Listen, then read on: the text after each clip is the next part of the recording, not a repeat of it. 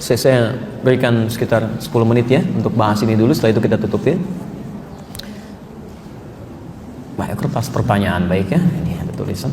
Ustaz, saya sudah mengajak dan mengingatkan suami untuk beribadah, tapi sudah 26 tahun berumah tangga seperti ini, suami masih enggan beribadah. Apakah boleh saya mendiamkannya? Tujuannya untuk memberi pelajaran, saya mau ibadah sendiri aja, mau ibadah sendiri saja.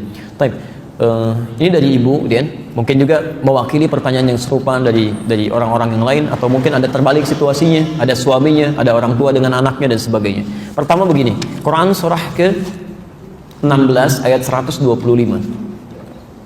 Quran surah ke-16 ayat 125.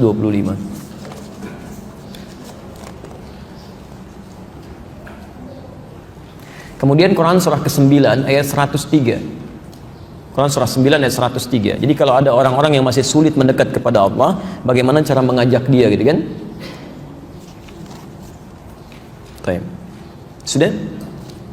Kita mulai dari Quran surah ke-16 ayat 125. Perhatikan kalimat Qurannya ya.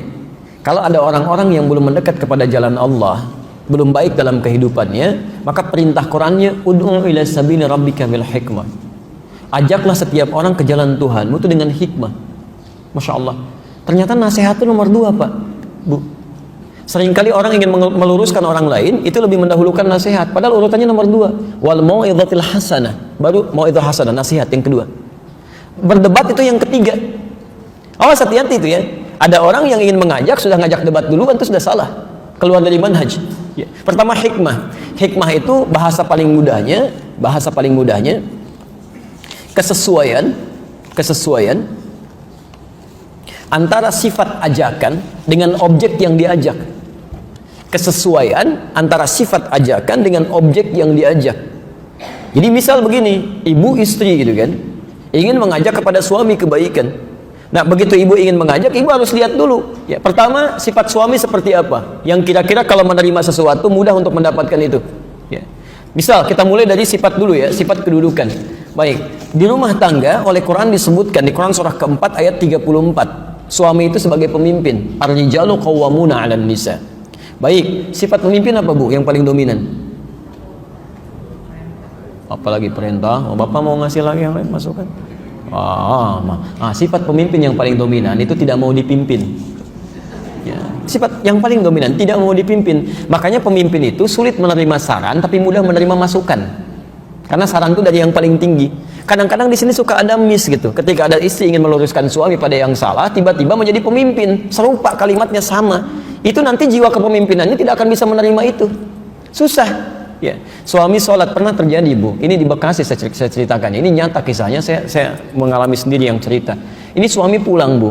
Dari sejak bekerja capek dia, kemudian belum sholat isya, di rumah datang sholat isya. Begitu turun sholat isya, ya yang tidak, sami Allahu liman hamidah, dia sujud mendahulukan lututnya, turun.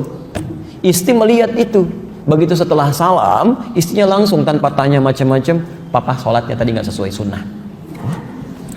Ya langsung pada posisi yang di atas gitu kan, tidak bertanya, tidak masuk dalam hal tertentu dulu. Dia masuk dengan posisi langsung ingin meluruskan, papa sholat tidak sesuai sunnah. Kenapa mah? Harusnya pakai telapak tangan dulu, bukan pakai lutut dulu. Langsung suaminya tidak akan menurunkan tensi kepemimpinan dia. Maka dia jawab, mama yang tidak baca hadisnya. Masya Allah. Padahal Pak, Ibu ya, besoknya cerita pada saya sendiri, langsung saya dengar. Dua-duanya nggak baca itu. Satu belajar pada Ustadz A, satu belajar pada Ustadz B. Tapi persoalan itu menjadikan keduanya tidak tegur sapa semalaman. Cuman gara-gara turun tuh.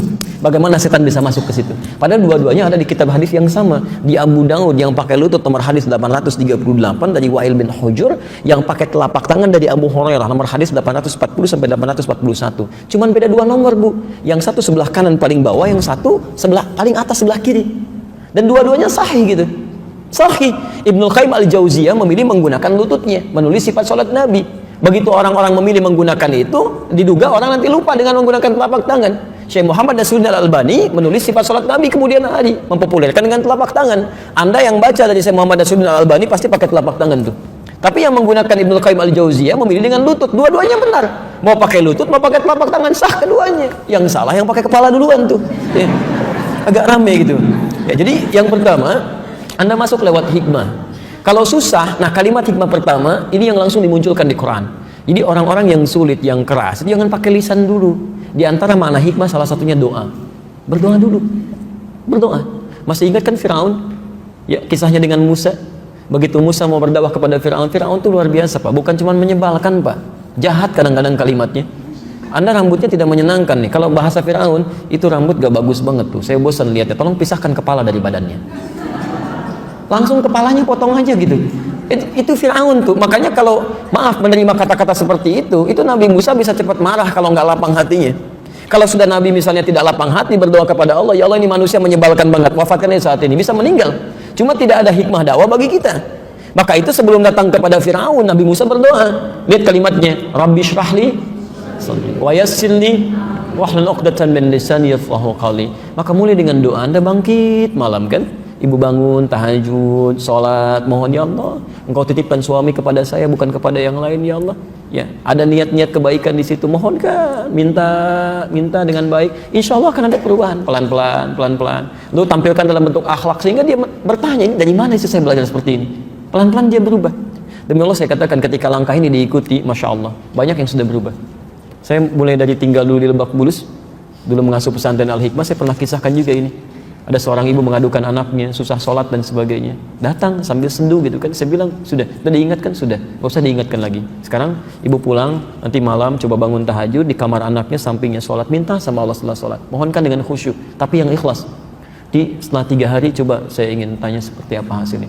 3 hari kemudian singkatnya datang dari jauh, sudah suaranya kencang sekali, santri sampai keluar itu, Ustaz bawa nasi uduk saat itu, saya masih ingat. Datang, anak saya sudah sholat katanya. Bagaimana bisa? Masya Allah, ternyata malam ketiga itu anaknya langsung bangkit, dipeluk ibunya menangis. Maafkan saya ma, katanya. Saya lihat mama malam-malam gitu kan, saya ngintip, saya lihat mama menangis. Saya minta maaf, bukan saya nggak mau sholat, tapi dulu kan papa juga nggak sholat. Mama sibuk gitu kan, untuk apa saya juga sholat? Jadi berpikirnya sudah ke situ. Sekarang saya berjanji, insya Allah saya akan memulai. Tapi bagaimana caranya? Ya, ibunya datang lagi, hubungi santri kami. Kemudian di situ kita tugaskan seorang membimbing. Demi Allah saya katakan, sampai hari ini bukan cuma dia bagus dalam sholatnya, dia mulai menghafal Quran. Hafal Quran, sekarang sudah menghafal. Dan itu banyak terjadi. Saya mengajar, tiba-tiba kadar Allah ada seorang berubah gitu kan, dengan izin Allah Subhanahu Wa Taala, bukan karena peran kita. Dia lebih baik, orang tuanya marah. Kamu kenapa bisa seperti ini? Siapa yang membuat kamu begini? Kalau kamu tidak mampu, kasih tahu, apa saya perlu turun tangan kan? Bukan cuma tangannya, kakinya juga turun kadang-kadang ya, lisannya juga bicara macam-macam. Apa yang terjadi? Dia datang, saya bilang nggak usah khawatir gitu kan. Ya, sikapi dengan baik, bermohon kepada Allah, nanti akan dikasih peluang. Sekarang kamu cuma tampilkan kebaikan seperti Rasul menuntun kita. Ya, berbakti kepada orang tua, tampilkan kebaikan, rawat dia. Ternyata ketika diniatkan, Allah kasih sakit ibunya, Bu. Kasih jalan. Begitu muncul momentumnya, Allahu Akbar. Dia nggak pikir panjang lagi. Dia carikan rumah sakit terbaik. Dia angkat ibunya. Di balik tugasnya yang sangat padat, dia temani. Dia lihat tidak ada saudara yang lain kecuali dia saja. Sampai ibunya bertanya, kamu dari mana sikap semua ini? Diajarkan. Ini yang saya pelajari semua ini. Dari situ apa yang terjadi? Setelah keluar dari rumah sakit, ibunya, bapaknya, istrinya, anaknya, cucunya datang semua. Kemudian kita mulai makan sama-sama, ngobrol ringan. Masya Allah, enak. Sampai sekarang, keluarganya nikmat gitu. Jadi, Anda tidak ditugas untuk merubah orang. Tidak ditugaskan oleh Allah untuk merubah orang. Tapi ditugaskan untuk berikhtiar supaya dapat pahala di situ. Mungkin ibu dititipkan oleh Allah, suami selama ini, supaya pahala ibu tidak mencari keluar. Ada di situ. Anda diberikan pahala di dalam rumah, orang lain mencari keluar rumah. Ada pahala banyak didapatkan di situ. Maka bersabarlah dengan berdoa, pelan-pelan kemudian bermohon kepada Allah, kecuali maaf ketika sudah mulai mengarahkan pada maksiat. Kalau sudah seperti itu ada langkah lain yang harus ditempuh. Jelas ya? Baik.